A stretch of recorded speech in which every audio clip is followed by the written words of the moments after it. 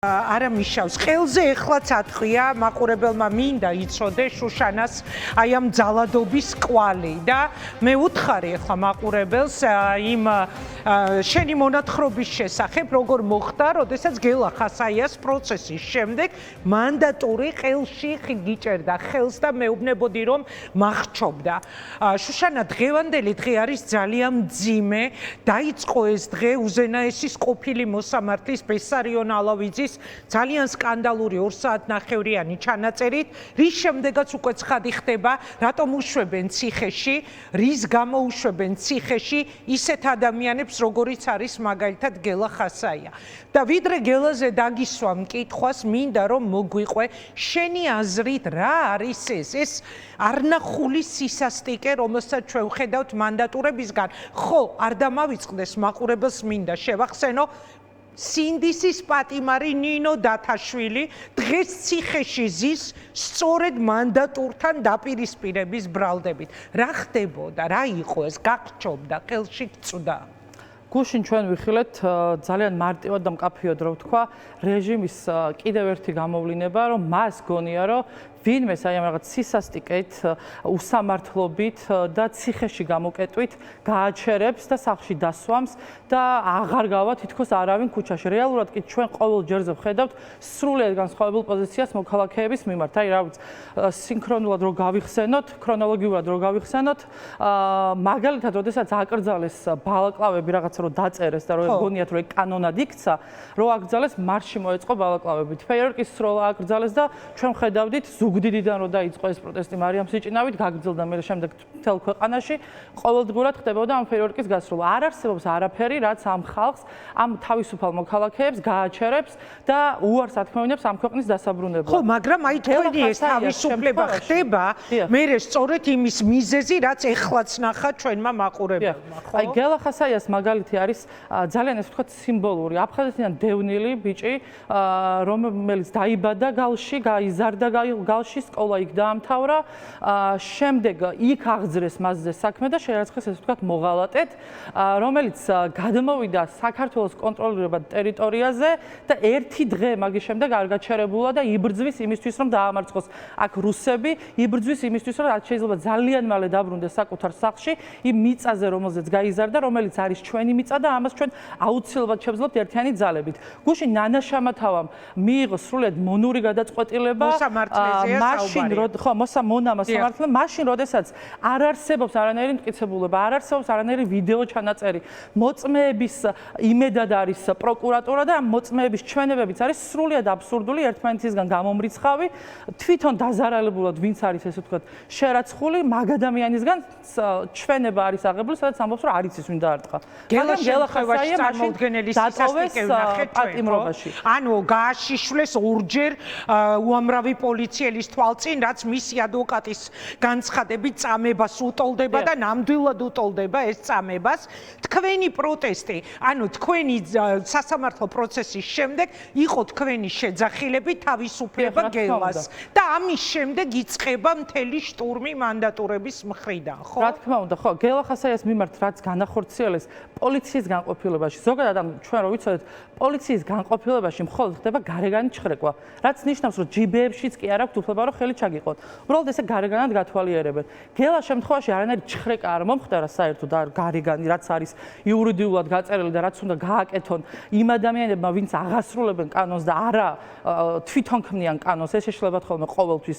და ეს უნდა იცოდეს ყველამ, რომ ისინი უბრალოდ აღასრულებენ კანონს და ისინი ვერ ქმნიან კანონს. გააშიშვლეს 20 წუთის ინტერვალით ორჯერ და იქ ხდებოდა საშინელება იმ შეურაცხმყოფელი სიტყვებით. ამით უნდათ გელას დამცირება და გელას გატეხვა, მაგრამ ჩვენ ვიხილეთ სასამართლო პროცესზევე, რომ ეს ვერ შეძლეს, იმიტომ რომ გელა ხასაია ერთი წამითაც კი არ დამჯდარა ბრალდებული სკამზე. გელა ხასაია ყოველი წამის განმავლობაში აქეთ გვამხნევებდა ჩვენ. ელაპარაკებოდა ადამიანებს, ღიმილი სახიდან არ მოშორებიან, მტკიცედ მშვიდად იდგა და მოსამართლეს ეუბნებოდა იმას, რის თქმაც უნდოდა და შეიძლება ამის გატარება. მაინც არ გაჩერდა და მისი სიტყვა მაინც იყო ხმამაღლა. არ შეიძლება ამის გატარება, შუშანა, მოდი მაყურებელს ვეთყვი ახლა მე რეაქციის დიდ სტუდიაში ჩვენ გვექნება საგანგებო ბლოკი სწორედ გელა ხასაიას საქმეზე და გელას თემას მე გავშლი მოგვიანებით, მაგრამ ერთს გეტყვით, ვინც ახლა გვიყურებთ, ხალხო, არ შეიძლება ამის გატარება, იმიტომ რომ ადამიანების წამებაზეა გაუპატიურებით მუქარების შესახებ რამდენი ვნახეთ, ხო, ინფორმაცია, რომელიც მოყვა აი იმ ცნობილ აქციებს და დარბევებს, შემდეგ დაჭერილი ბიჭების მიმართ. ორჯერ 20 წუთის ინტერვალში ახალგაზრდა ბიჭს დაჭერილს პოლიციელები აშიშვლებენ და მიდის იქ არნახული ფსიქოლოგიური ზეწოლა და დაცინვა.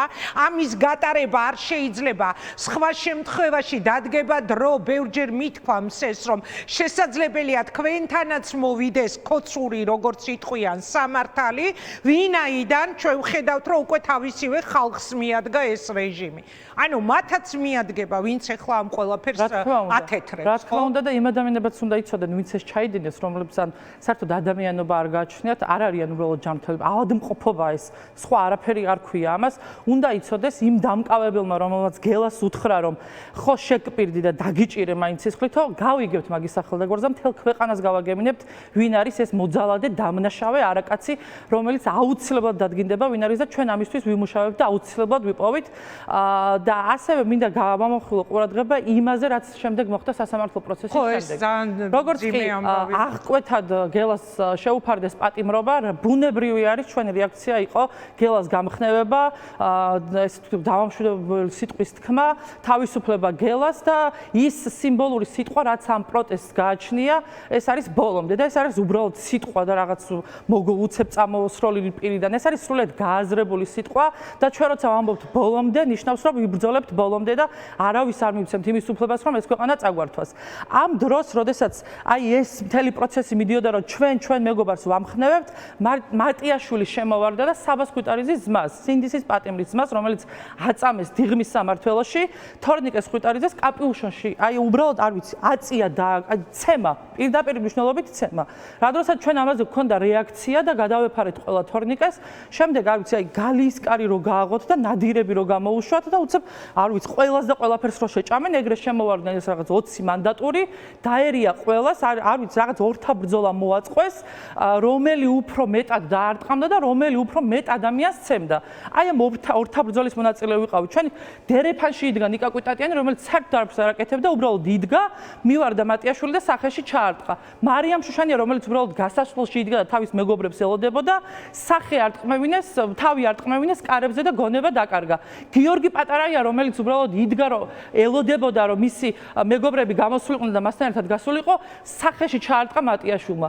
ყველა მძიმე кейსი, რაც გუშინ მოხდა, რაც იყო ფიზიკური დაპირისპირება და პირდაპირ ცემა და არა, ეს არ იყო უბრალოდ რაღაცა ჭყლეტვა და ჯაჯგური, ეს იყო ცემა მართლა და ყველა ეს საშინელი ფაქტი განხორციელდა მატიაშვილის რატომ ხდება ეს შუშანა? მე გავიხსენე ნინო დათაშვილის პატიმრობა უკავშირდება სწორედ მსგავსი ინციდენტს, ანუ ყველა მიცის ხო, რატომ გაუშვეს სინდისის პატიმარი ნინო ციხეში. ჩემი აზრით, აი ამ რაღაცას სასამართლოში აწყობენ სამი რაღაცის გამო. პირველი, რომ წამოიკიდონ ვინმე და დააკავონ და კიდევ ახალი სინდისის პატიმარი გაჩნდეს აქ.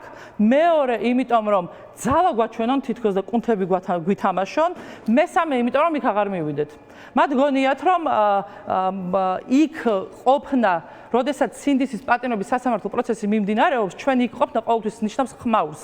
იმიტომ რომ ჩვენ არ ვაპირებთ არასდროს გავჩუმდეთ, არ ვაპირებთ არასდროს შევეგულოთ მათ მიერ რაღაც მოგონილ დაწერილ სიტყვებს და როდესაც იქ ჩვენი მეგობრები გამოდიან, ჩვენ მათ ყოველთვის გავამხნევებთ და მათ ეს უბრალოდ ნერვებს უშლით და გონიათ, რომ თუ გცემენ და გაგყრიან ესე მე აღარ მივალთ, მაგრამ ჩვენ ყოველჯერზე მივდივართ 28 წლის ახალგაზრდა ქალს ამხელა კუნთებიანი სპეცრაზმელი კი არა და მანდატური მიდის ურტყამს თავს არტყმევინებს კედლებზე და ყელში მოგიჭირათ ხელი და გახჩობდათ ხო როგორც ფაქტიც მეგობრების დახმარებით ხალხო აი ეს არის მთავარი კითხვა რა დავალება აქვს ამ ხალხს მიღებული და რატომ ფიქრობთ რომ დაგაშინონ და ამიტომ რომ აღარ მიხვიდეთ შემდეგ სასამართლო პროცესებზე დიახ რა თქმა უნდა ყველა ეს რეპრესიული მანქანა ამოქმედებული არის იმისთვის, რომ დააშინოს თითოეული მოქალაქე.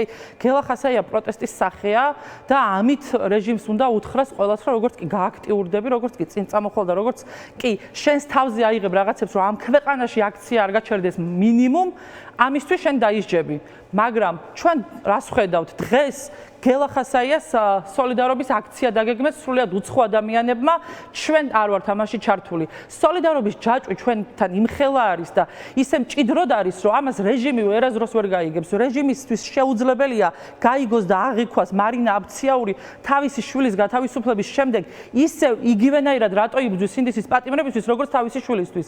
მეგი დიასამიძის მაგალითით შეუძლებელია მაგათ გაიგონ, რომელიც ელენე ხოშტარია სასამართლოზე დილიდან იყო და საღამოს ჰესის იზოლატორთან მივიდა და პირველი შეხვდა იმ მანქანას, რომლითაც ელენე გადაყავდათ რუსთავში. მათ არ ესმით ეს და სწორედ ამიტომ ეს არის ჩვენი ძალა. სოლიდარობა არის ჩვენი ძალა, რაზეც ვდგავართ და შეუძლებელი არის, რომ ვინმე სადმე მარტო დავტოვოთ. გელა იყო ერთ-ერთი მაგალითი თვალნათლივ ადამიანი, რომელიც არც ერთი სინდისის პატიმრის პროცესს არ ტოვებდა და გელა არის ადამიანი, რომელიც ყოველთვის იყო წინა ხაზზე და მისი სიტყვა ყოველთვის იყო ხმამაღალი. მადლობა შუშანა, მადლობა წარმატებას გისურვებთ, შეგიძლიათ გაბრძანდეთ, მე აქვე დავაანონსებ შუშანას დავემშვიდობები.